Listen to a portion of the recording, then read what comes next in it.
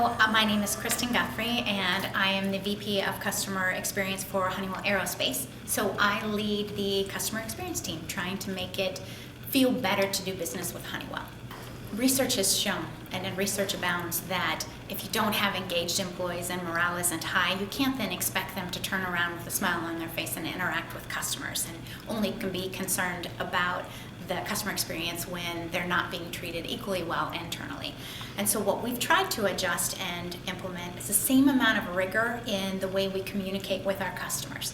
So a lot of companies will spend a lot of money and effort in how do I make it easy for customers to do business with the organization, which is invaluable, but then they fail to turn around and say, is it easy to do expense reports? Is it easy for me to find my payroll deductions, or I need to make tax changes? How do you educate and emulate the desired behaviors if you're not implementing the same rigor and improvements for employees that you want them to then suggest and implement for customers?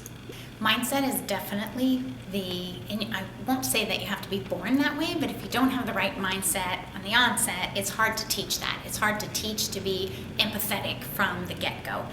And Disney actually has a great example of one of their interview questions when they're hiring new, whether you're working as a character or an executive. They'll say, how would you respond if someone asked you, what time is the 12 o'clock parade? And based on the individual's answer, they know whether or not they have a Disney mindset, which is the mindset we want on our customer experience team. If the answer is, well, 12 o'clock, you don't have the right mindset. If you pause and your answer is, what do you mean, what time does the 12 o'clock parade pass right here? That actually comes by at about 12:20. Or, are you looking for the best spot to see the 12 o'clock parade? Then I suggested 11 o'clock, going upstairs at the train station. That's when you're going to get the best view. If that's your answer, you're a great customer experience potential leader. So part of our customer experience initiative when we focused on employee engagement was to start a new hire program. New hire being anyone into my business units. So we actually developed a series. So within their first 3 days, they get an email with pictures of everyone on the customer experience team and a message from the president why customer experience is important. Week 2, they get a voicemail from the president. Hey, thank you for joining the team. I just want to emphasize how important customer experience is to me and my organization. Look to these individuals, and here's how you can find them for resources. Week 3, they get a package mailed to them on how to make a yes or no sound like a yes. So if you're interacting with a customer and you can't always say yes, it's a no, how can you do it in a way that will be well received? And we actually use a great example from Kohl's happened to send to me, where they ended up saying, no, thank you for your inquiry, but it was such a great no that I felt good by the end of the conversation. And then lastly, they get a direct mail piece that then takes them to a link to monthly newsletters so they can go back and look at archives on contents and tips and tricks for the customer experience. And that's for every new hire that we have. So something that was talked about a little bit when you're in your intro is that you're a Master Six Sigma Black Belt. Can you tell us a little about that and what that means and makes you a CX expert? Okay.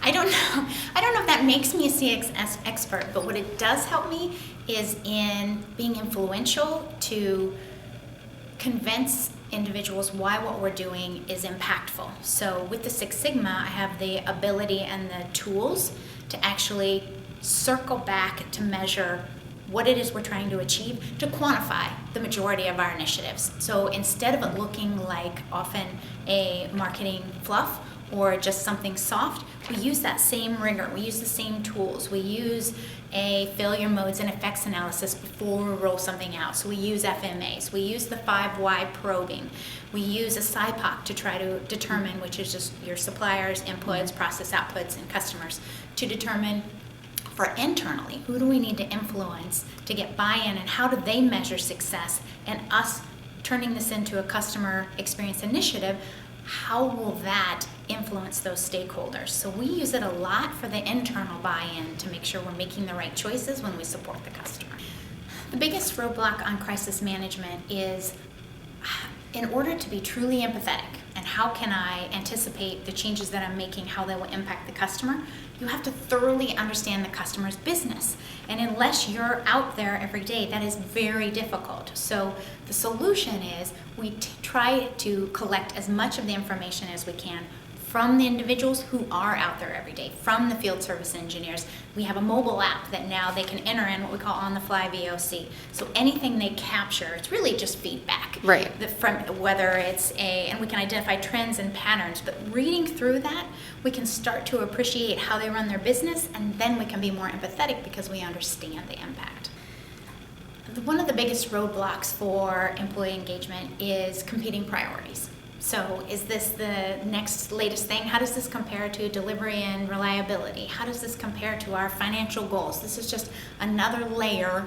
Is this something that's only going to last for a year and go away? And is it going to take away and make me miss these other goals? The solution is to show, and again, helping to use those Six Sigma tools, show that it's not a conflicting measurement, that in fact, in every case where you improve the customer experience, you raise those other metrics. You are able to reduce your costs because you don't have as many calls coming into the system from dissatisfied customers. You are able to improve your warranty numbers because you have less customers dissatisfied, or you have higher product reliability. You can improve your financials by improving customer experience. So it is enabler, not a competition. So for customer advocacy, the greatest constraint is resources. So we have lots of ideas on how we can go out and be a better advocate for our customers. But with a team, we have a relatively small team, how do you accomplish all of those tasks? And we've really had a great results with using third parties, small sort of boutique operations. So for research, I mentioned we use Syndic Research along with others. For design, HTML, when we want to customize our emails and do A/B testing, we work with a company called Tony Blake, and we have another company that helps us with copywriting, because especially when we're new, it feels dangerous to me to say no. I don't have the bandwidth for that, because then they never come back. If someone proactively comes to you, if legal comes to me and says, hey, we normally send out contracts to customers and we don't send a note at all, can you help us be friendlier? I don't want to say, no, I'm sorry, I'd love to, but I just don't have time for that, because we'll never hear from them again. So we try to set it up so that we have partners that can enable us to be nimble and responsive. The biggest roadblock to cross-organizational is that it's 100% influence. So now they no longer report to you directly. So it's all about, how do I sell it internally? What's in it for me, for them? And I just tie it back to the Six Sigma tools we use, understanding how their metrics impact their decision making, how I can show that CX is an enabler, not busy work, not an additional layer, that it will make what they're already doing more effective. It's just a more concentrated sales and marketing initiative when you're 100% influencing the other organizations, the other channels. The biggest roadblock is measuring it, especially your first, let's say, 50 to 100 projects. Let's say you're doing little ones, the light bright example, where each peg makes the picture clearer. They may not necessarily have a financial return. Us having leadership take a customer out for lunch isn't going to show up maybe for a year or two, and I couldn't ever directly tie it to those results. So it is difficult to measure some of the softer things. The way we've overcome it is we do try to, we solicit all the feedback that we get. We do tie it back to what were those engagement strategies. Our highest scores, there seems to be a correlation that it was a combination of they were taken to lunch, we had an on-site visit, they received proactive emails from us. Now after we do a survey, research shows if you email them back or share with the participant what you've done in response to their feedback, it increases satisfaction just by you acknowledging you listened and did something, and it increases future response rates. So if we sent them an email that tells them what we did with the research, we took them to lunch, and there's a combination. If you can show that those scores overall and our pursuit, then tie it to pursuit win rates, I can't directly say it was the lunch that did it. I can't directly say it was the survey, but the combination, those individuals have higher scores and we have higher win rates than those who did not fall into the customer experience net.